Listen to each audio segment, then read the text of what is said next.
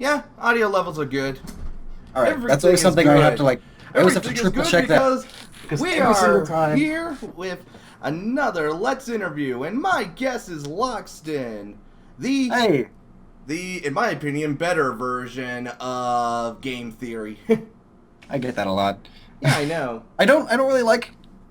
I guess I don't know how I feel about being compared because on one hand it's like an honor, on the other hand it's like You don't want to start like a thing. You don't want. yeah, I don't want the rivalry to be there. I want to see a crossover between you two doing something big. That'd be That'd be pretty cool. I've reached out to him multiple times and I've just never gotten a response. Yeah, but hey, he's It's doing hard to all get the a hold YouTube of Red big things. He's YouTubers. probably busy. Yeah. Oh my god, you seriously have such a cool space. I mean, I'm looking. Oh my god, I see a little Katamari prints, Amiibos.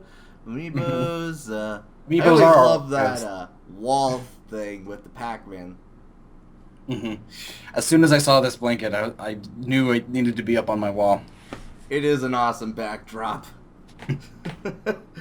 Oh, thanks for coming on. So, first question: why did you become a game theorist? Like, what made you go one day? I want to be a game theorist.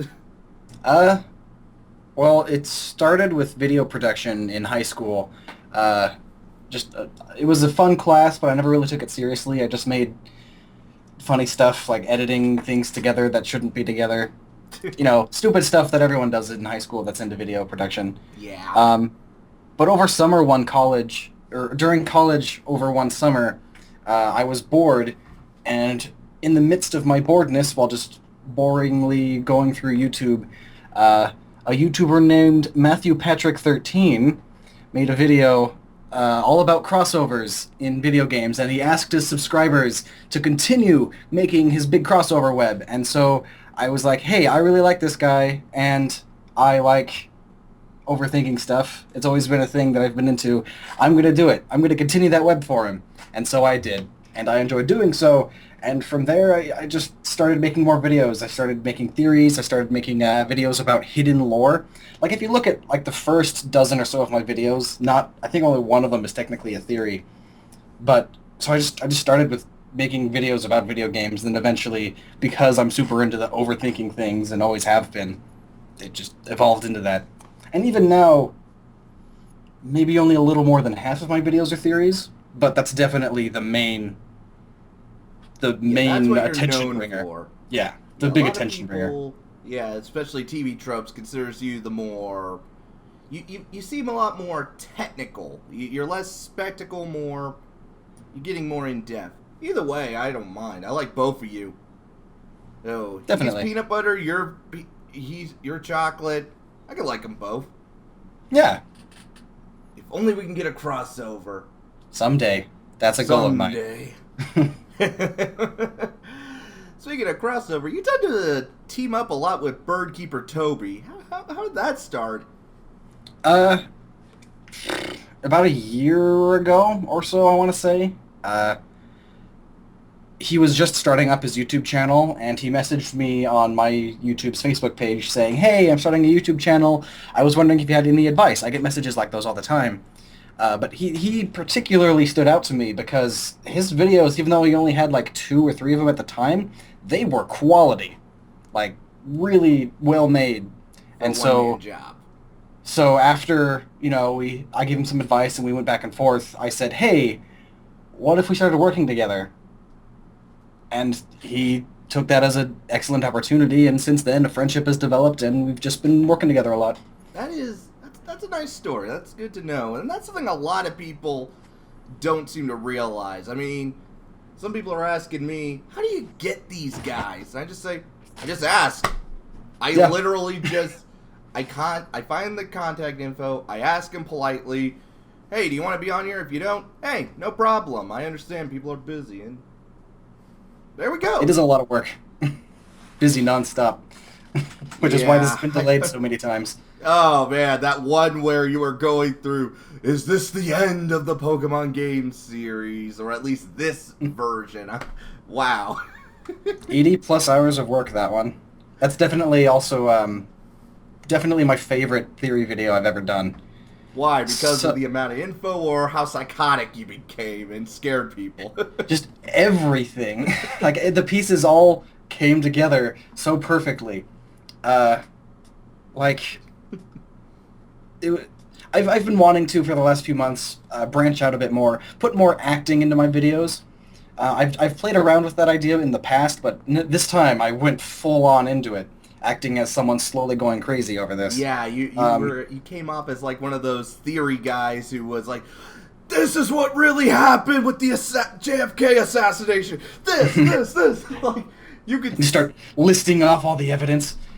exactly. It was beautifully creepy. And The for original that, idea I applaud had- you. The original idea I had was to actually get a giant cork board and start pasting pictures all over it, but I couldn't find one that was big enough. Well, yeah, you would need a cork board the size of your wall for, Pokemon theories. Oh, God. Yeah, you see a lot of theory videos nowadays, don't you? Oh yeah, tons. Yeah. Like they've been around for a long time. Like maybe not videos, but people have always been overthinking things. But Yeah. I think game theory definitely jump-started the genre and got just it, like how, put it into the public eye. yeah, just like how James Rolfe started the Angry Video Game Nerd and the whole Angry Reviewer Mm-hmm. and the Nostalgia Critic with, caustic critics as well. I mean, he pretty much jump-started another genre. Mm-hmm. Oh, unless I forget about Little Kariba with the Abridged series and Ross Scott with the Smaller Mind series. I gotta get him on here. That'd be cool. Oh yeah, I love that. I love that Gordon Freeman voice. If they ever remake Half-Life, they need to have him be the voice of Freeman. There's a mode where you can have Freeman's mind mode. Be beautiful. Oh, maybe in another timeline, because infinite timeline theory. Mm-hmm. Another timeline, I was you and you were me. That'd be very surreal, actually. Oh, definitely. Speaking of multiple timelines, that's something I'm talking about in a lot of future videos that I'm working on right now. Like, Ooh. and then that's why I love doing game theory, movie theory, all that stuff, is because you learn the whole time. Like, not every single video, not every single theory video is educational, at least not in a way that's, typically educational. You don't always learn about science, it's just a theory about game lore or something. But whenever it is, that just adds a whole nother layer of depth and awesome. Or at least an appreciation for, what goes behind a game. Mm-hmm. Like, take a simple game like Five Nights at Freddy's, but when you take apart all the information, the lore and stuff, you realize, damn, the guy who made this game really, really was crazy with the lore building. Enough with the Five Nights at Freddy theories, people. We get it. Too many. And they're coming out with more I'm glad I games. never really got into that one. I did one theory video about the first one, and it was only a mini theory. It was like 2 minutes long. I am working on another one though, but it's less a theory video about the games themselves and more about what it's done to the game market. Actually, I think that is something that should be addressed. And I'm not saying it's bad or anything. It's just me. I had a bad experience of animatronics as a little kid. Oh yeah. Chuck E. Cheese dying while singing "Happy Birthday" as a kid. Too much. Ugh, Five Nights came out at like the perfect time. Yeah. For the audience of people that grew up with those creepy animatronics. Yeah, that was striking while the iron was hot. Mm-hmm. Hey, and you came out and became a theorist at also the right time, when you got all these other people doing it. Mm-hmm. Actually, that is a theory. Why do people like theory videos? Because they're fun. Because they like learning. Yeah. We as a human species are curious. Curiosity is like one of our main traits. It's how we survived, by learning, adapting, educating. Even when we don't admit it. Even it's like, I don't like school, but I like learning. I like learning some things. That's probably the problem with schools. They don't make it fun. No. Applying education to things that people are actually into is always a better way of learning. You know, I occasionally do get comments on some of my more educational videos, you know, saying things like, I learned more about blank in this 10-minute video than in all of school. I like things your like that. autism one, the one where that Smash Bros is autistic, because I myself have Asperger's syndromes, and I'm just like, yeah, you hit a lot of stuff right on the head. You nailed it. Good work, man. Thanks. That's one of the videos I'm definitely a lot more proud of. Oh yeah, because you did that and the furry one, because you did all these very maturely. Yeah. You didn't make cheap jokes. You didn't do anything like that. You just pretty much education, and interesting stuff. That and who is Ash's father? I like that one too. That's how I actually found you. Yeah, it has to be Bruno now that I think about it. It would have been perfect to have, you know, a showdown between him and Ash. Yeah. Now do one on how Valerie is Bill's sister. I'm gonna have to look up who those are. Yeah, Valerie, you know, the fairy gym leader who likes to think she's a Pokemon. Oh. And Bill, yeah, the theory is that, well, Bill is actually from Johto, and, you know, she acts like one of those kimono girls because she wears, like, one of those things. But her interest in being a Pokemon could also stem from the fact that she heard the story of Bill being turned into a Pokemon with that transporter accident. In the manga, he was turned into a Rattata, by the way. Game, Clefairy. That's not as nice as being turned into a Clefairy. Yeah, especially since he almost got eaten by a Fearow. Oh, jeez. Yeah, Red saved him. You should read the manga. It's very entertaining. I've read one of them. Yeah, But there's like 7 different versions. Well, the Adventures manga is the one I suggest.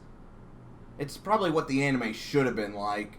You know, a different protagonist for each different setting, and then you could still have them connect with each other. That's how I see it. But back on track. What would you say is like the theory your least favorite? Like, which is the one you didn't like doing the most, or one where you would want to change? I don't really know if I have a least favorite theory, because at least with my theory videos, I don't, like, unless I'm super into it, I don't bother making it. Good. But That's a good way to look at it.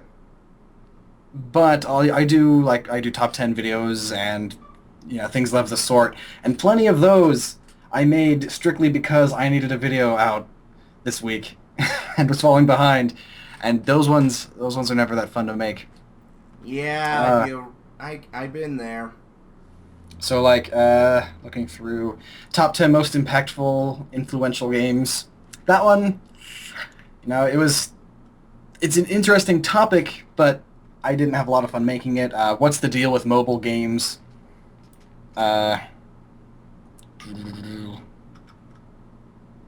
Yeah, just simple games like that. Like, it's still a topic I find interesting, but oftentimes not interesting enough at the moment. Like, you know, you're not in the mood for that, but it's something simple and easy to make, and because of the way YouTube works, if you don't put out something at least once a week, your channel can go completely under the radar the next week. Oy. Yeah. So a lot of times I'll just scrounge together, you know, an emergency video that I can make really quick. That's still, you know, it's always still something interesting, and that's why I have a huge list of video ideas, and a lot of them are in a little subheading of videos that I could produce easy in case of emergencies. Neat. Very neat. So a lot of those are boring to make. So, like, what comments, like, really annoy you? Like, say, you know, do this theory or do this theory. Like, which theory is, like, one you're like, I don't want to do it? A lot of, like, of the really common theories that have been done to death, I'm always getting people asking me to do, because I assume because they feel like I could add something to it. And I've done that in the past. I've talked about, you know, common theories, but I've added a lot of stuff to them. Or like, even debunked. Yeah, or debunking them. Like, my Jar Jar Binks theory that I did, according to YouTube, 7 months ago. Like, that theory, by the time I got around to making it, there were already like 7 other YouTube videos on it, tons of articles about it. However, while I was researching it, I kept finding a ton of stuff that wasn't getting mentioned. And most of the YouTube videos covering it were, 5 to 10 minutes. And I went ahead and, I'm just going to take all of the evidence, add all of my own stuff, and make my own video about it. And it turned into an almost hour-long video. All in all, he's a lot better in the Clone Wars, CGI series. He even saved a queen, who actually likes him. And I'm just like, you know what? I now call this canon. He should have a happy ending with that. Yes, he's annoying, but it's not like Give he's him a break. malicious about it. Yeah. He was an idiot, though. But you know what? It was kind of funny, especially with the Bombad Jedi. Bombad Jedi. That's just a phrase that needs to be on a t-shirt. I'm a Bombad Jedi. Bombard! Oh, God. Yeah. I'd say one of the more annoying theories is, they were dead all along. Or... Oh, yeah. It was It's all always, a they were dream, dead. Unless... They're in a coma. They're mental. Okay, the Ash coma theory is quite possibly one of the... It is the most clever, but the most dumb theory. Like, it's clever with the first season. Like, that one you could say, that could work. But once you start going into the other seasons, no. No. It completely falls apart. But actually, right now, I'm working on a top secret project. Ooh. Secret.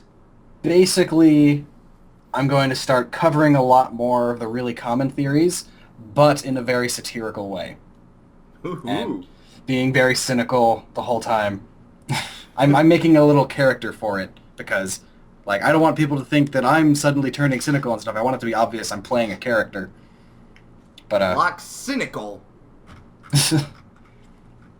But, yeah, and that, for one, that gives me, more material to cover, but for 2, it's a lot of fun.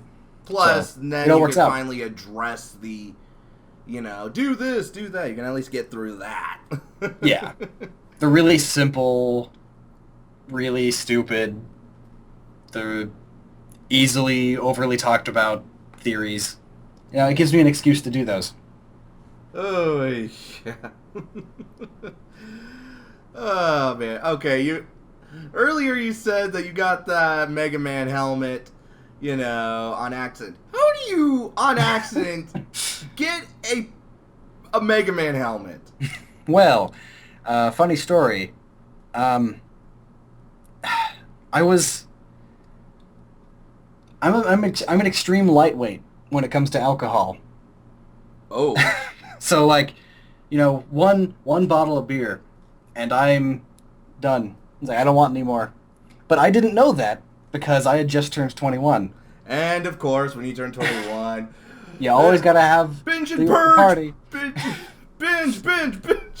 I didn't binge or anything, but I had a lot more than I will ever have again. And so that night, I end up waking up in the middle of the night with the worst headache ever, and I can't fall back asleep. And what I usually do when that happens is I just, I go on the news. And on the news, there's this article about, you can pre-order this Mega Man helmet.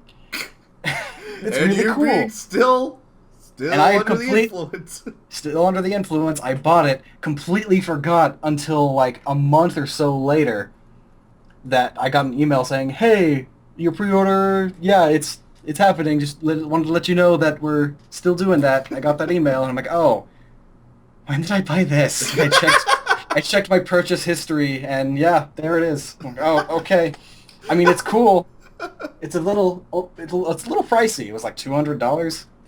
Well, it looks like the real deal. It looks like you could put it on. It could protect you. Well, it can't protect you. Well, but obviously, I'm just saying it looks like it could have. It is a resizable helmet that you can wear and stuff, and it lights up. Cool. But yeah. Stay above the influence, kids. Or Same else with influencer, you might not be as lucky as him, because you'll make you bad only decisions. buy a pretty cool prop. But perhaps you might buy something you completely regret. Like Celine Dion music! Dun-dun-dun-dun! Or a tattoo. Or a tattoo of Celine Dion! Oh no. What is it with me and Celine Dion? I don't know. I don't know, it's just a funny name. Oh, man. So, how about any advice for any new YouTubers? Like, I'm sure some people want to hear it from the horse's mouth, so to speak. Is that the term? I don't know. I'm stupid. I've never heard that term before. Ah. So, you might just be stupid. Well, I'm autistic, so, what's the difference? Random things just pop into your head sometimes. It happens to me too. Goober! But number one bit of advice is definitely just keep at it. Do not stop. Stopping is the worst thing you could do for if you're a growing YouTuber. Because you just gotta keep at it. YouTube doesn't like it if you don't post videos for too long. I think when you're a smaller channel, they're a lot more forgiving. Whereas now at my size, I have to make sure I post at the very, very minimum once every other week. Well, at the very least, you can make a video saying, "Hey, I just got interviewed. Follow this link." So, hey, I gave you a freebie week. Mm-hmm. You don't want to call it that. Just do a freebie week. You earned it.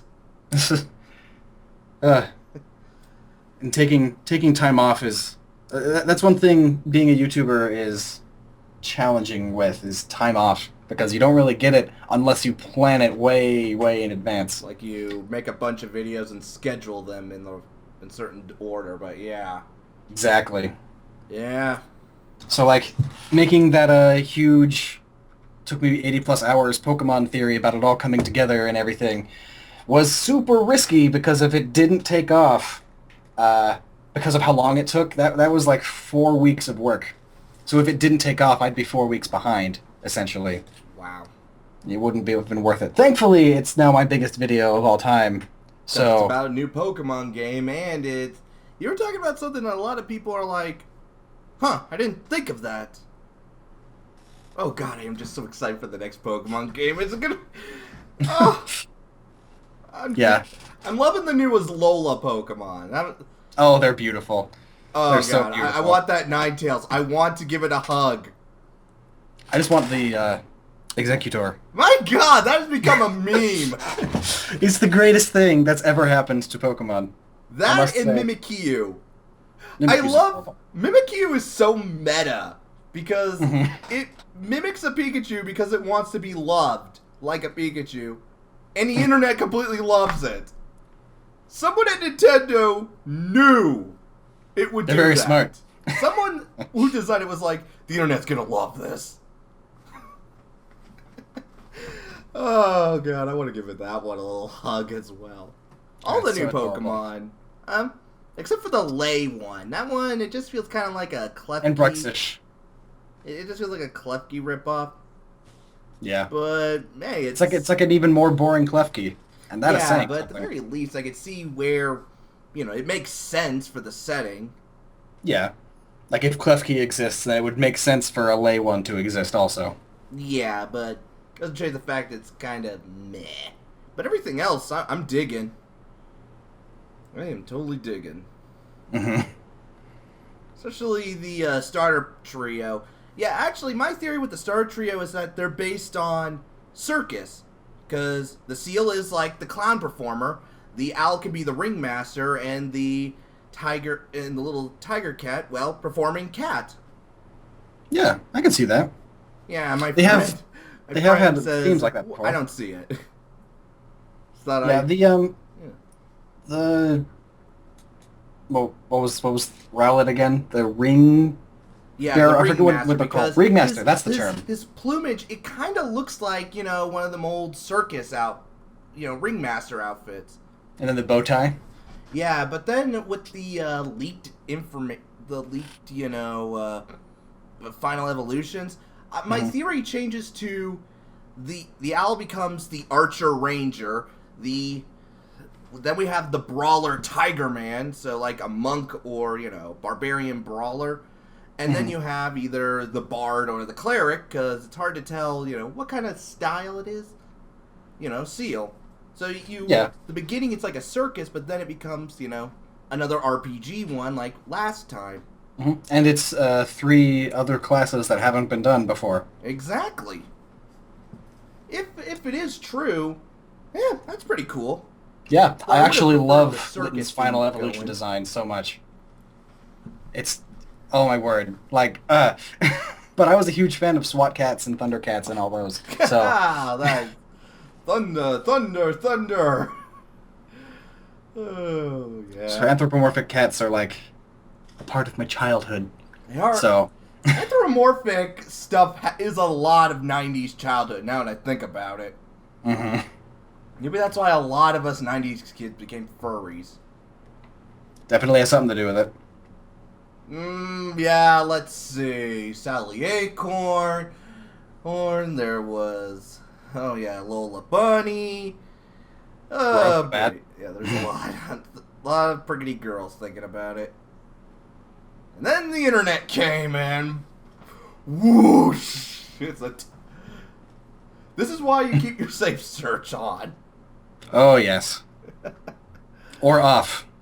Well, depending on your preference. Oh my. Okay, if you could get, like, a celebrity on your show to, like, say, do a crossover. Like, say how Matt was able to get, Reggie from Nintendo to be part of his video. Who would you want and why? That's a really tricky one. Well, and by celebrity, it doesn't have to be like a movie or game star. It could be like game developer, publisher, or writer. Just anyone. Let's just go with that. Let's just make it a little better. Because I'm terrible with names and people.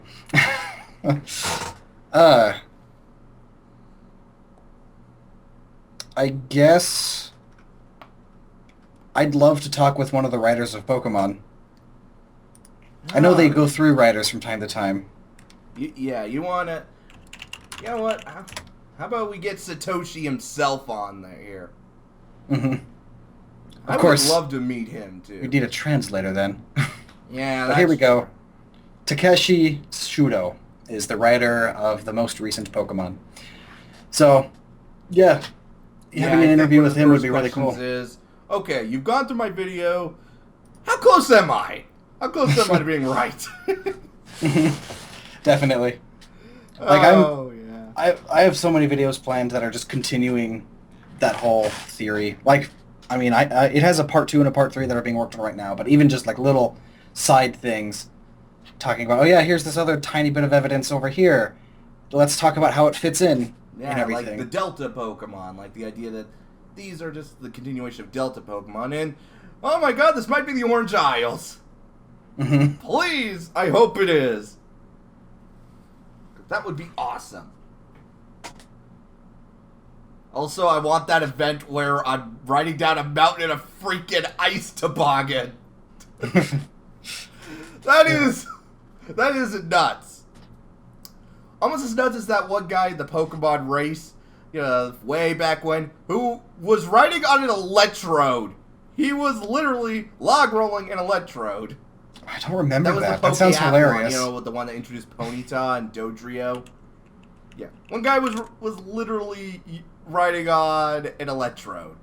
That takes balls to be on something that explodes for fun. Mm-hmm. Yeah, their idea of fun is, hey Frank, yeah Bill, you want to go explode? Yeah, boom. And many shenanigans were had. I don't even know how that works. Like, how do they fix themselves? I mean, it's even freakier when a Pokemon uses metronome. It's like, what's the magic involved there? You waggle your finger and you can just do whatever? I don't know, but then you get into some weird stuff, like a male Pokemon who knows Milk Drake. Or Soft Boil, which apparently is egg lay in Japan, so that's even weirder. Just gonna lay an egg real quick and eat it. I'm sure there's some animals in nature that do that. Oh yeah, like the platypus. Freaking, that is like that is a Pokemon. A platypus is a Pokemon. It's the closest thing we have, at least. Yeah. That and the like acid-breathing ant. Oh god, yeah, yeah. But the platypus, it's a water poison type.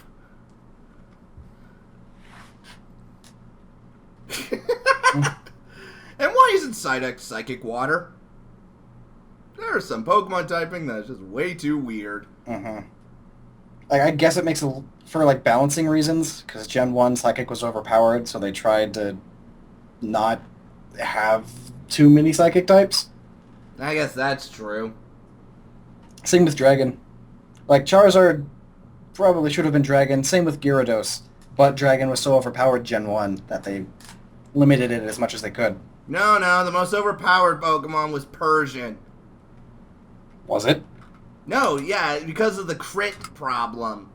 You just give it Slash, and see, crit ratio was based on speed, and Persian was one of the fastest, so give it Slash, you pretty much get a 95.5% chance to crit. Jeez. Yeah, this cat's got claws. Gen 1 has so many problems. Yeah, Gen 1 has way too many problems. It's like, I love you, Gen 1, I love you, but God, I cannot play you. You are way too broken. And I don't like having that limited space in my pack. Or, you know, not being able to sort everything. How we liked that game as a kid, I don't know. It had way too many problems. It like it should have failed, and yet it didn't. That is a marvel. Because as a kid, you didn't care about all the stats and debugs. You just cared about controlling animals and catching them and being all cute and awesome. And, of course, imagining that we're riding on the back of a Charizard. Yeah, even though it can't use Fly. And it's, well, I think like 5'8". Yeah. As a kid, you could ride that. That is like one of the saddest things I ever heard about Pokemon. It's not Butterfree, you know, leaving Ash. It's not Ash leaving his friends. It's not that one tearful good, you know, almost tearful goodbye with Pikachu leaving with his own clan. No, it's finding out Charizard. I'm bigger than a Charizard. And I could never ride on one.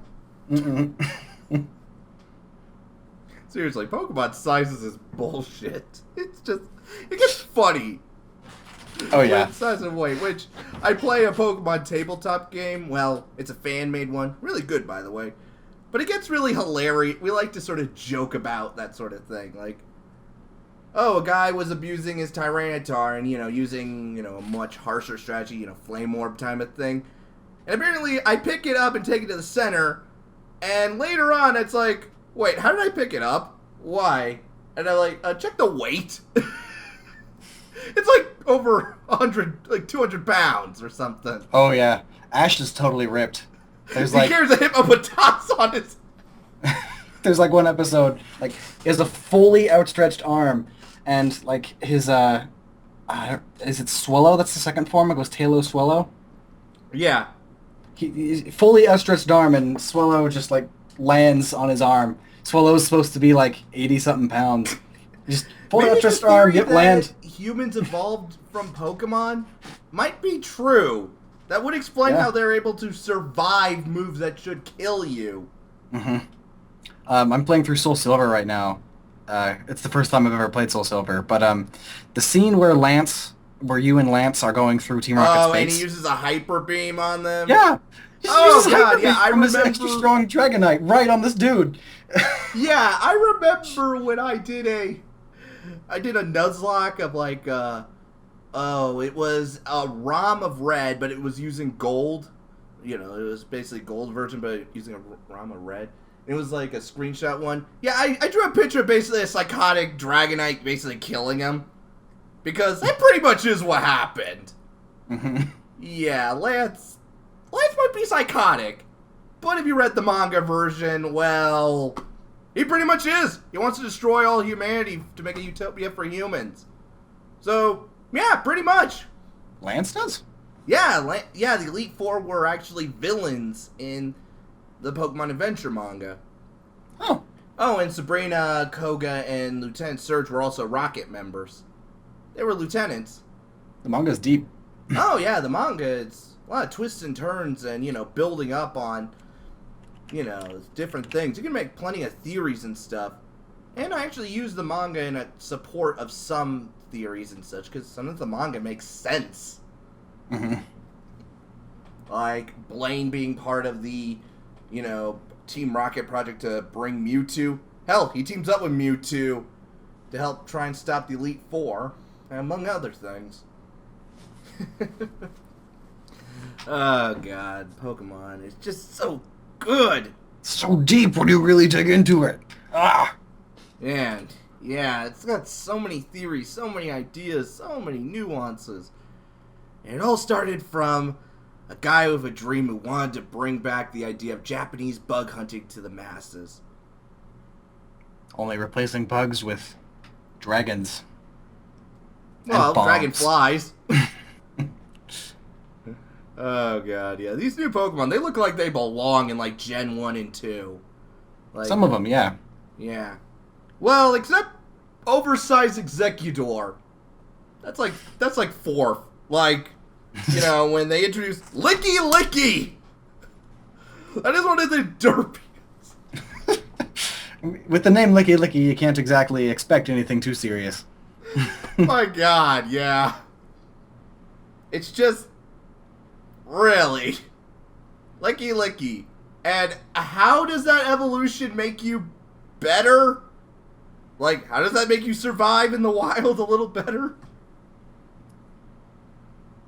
Your tongue is stronger?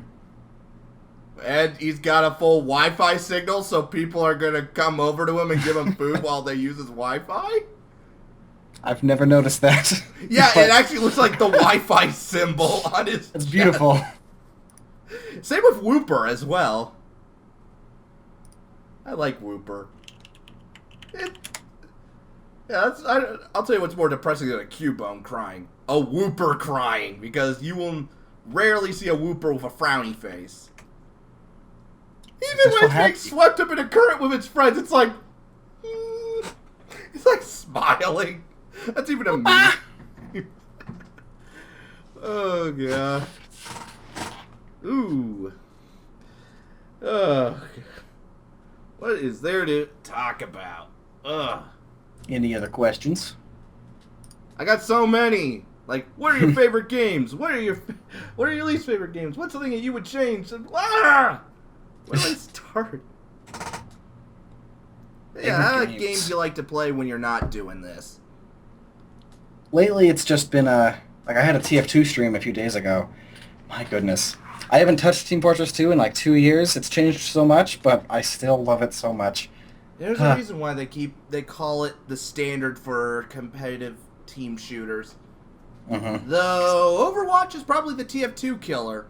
Possibly. So what I want to see Blizzard, and Valve team up and make like a video of both teams meeting up and just kicking the crap out of each other. That would be an awesome thing.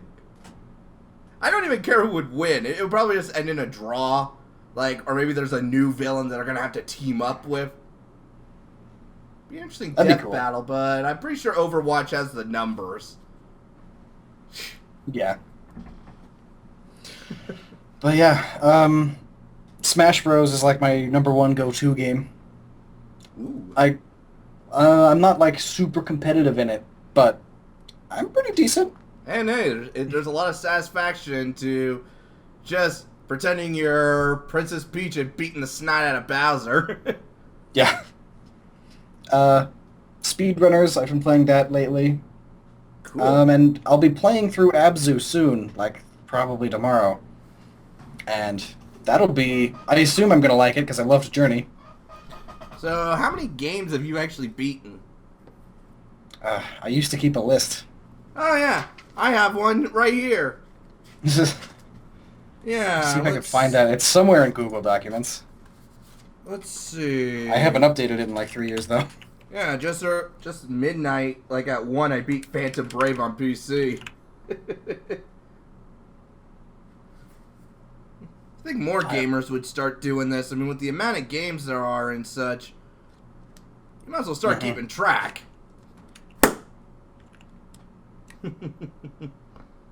Yeah, I have no idea what I did with that list. But I know it's definitely in the multi-hundreds. Impressive. Yes, like Count Dooku. Impressive. Oh, I found it! Woo! Hallelujah! Hasn't been last updated January 15th, 2014. So this is very outdated. Damn. But yeah, it's 47 pages on Google Docs. 1 game per line. Size 12 font. That's pretty impressive. There's a reason why gaming is frequently my life. Oh god, yeah. It sucks growing up and having a job though, because yeah, I don't want to be an adult. I want to fight a dragon. Like it's cool because kill some dragon things. It's cool because my job involves gaming, but I'm still working at my job and not gaming. So well, you gotta have extra money. Mhm. Yeah. Anyone at work ever go like, "Oh, I've seen your videos." Ever actually get recognized out in public outside of a con? Twice. Yeah, about 2 or 3 times. One time it was at a Smash Brothers tournament, so I guess that kind of counts as a con. It wasn't really a big one though. But yeah, one of the guys was like, "I recognize you. Are you Noggin?" I'm like, yeah, that's me. Hi." And then he beat me really bad at Smash Bros. But I don't feel too bad because he ended up winning the tournament, so... Well, hey, I guess that works. Yeah. I did better than I thought, because it was the first time I've ever gone to a Smash Brothers tournament. And I was expecting not to do that well, because, like I said, I'm not, like, competitive into it. But I got into, like, round 4. So, not bad. 4 out of, like, 16. Hey, better than I would have. You don't play Smash that much? Yeah, because I play a lot of other games, so I can't focus on it. And I'm an Ike. My specialty is Ike and Little Mac, but I'm not as good. No way I could beat anyone who uses Bayonetta or a good old Goddess. Which, actually, that raises questions. How does religion work in the world of Smash Brothers if you're literally fighting a goddess? Yeah, like... That's actually kind of trippy. Well, and then at the same time, if Bayonetta is there and like all of these canons are coming together, the Bayonetta canon is like Judeo-Christianity, like angels and demons. So like you have this, and then you also have the Roman or Greek goddesses that are all in Kid Icarus, and then you also have all the gods from Final Fantasy. And then there's also Arceus. The ones in Fire Emblem, and then Legend of Zelda 3 goddesses. Mm-hmm. And I guess Rosalina is kind of a goddess. She has the power of one, at least. Yeah, you could at least call her a demi-goddess or something. Religion is messed up in this universe. Yeah, it is kind of awkward with Bayonetta, who is literally a god killer. Mm-hmm. You know, being able to, it's like... And mainly killing angels, too. And then it's like, here's That is really awkward. Oh, man. Bayonetta, she is definitely one of the coolest female heroes. Mm-hmm. Although the little hair witch hat thing, that's kind of weird. Although, I thought it was... Imagine if you sewed your clothing out of your own hair. That is true. That is nuts. Making your own clothing out of hair. That's weird, but that is pretty cool. Mm-hmm. I mean, that's what wool is. At least wool, though, is someone else's hair. That's true, yeah. That is weird, actually. It's like, yeah, I will wear clothing made out of something else's hair, but if somebody made a clothing out of my hair, that would be weird. Huh. It's all in perspective. Mm-hmm. All in perspective.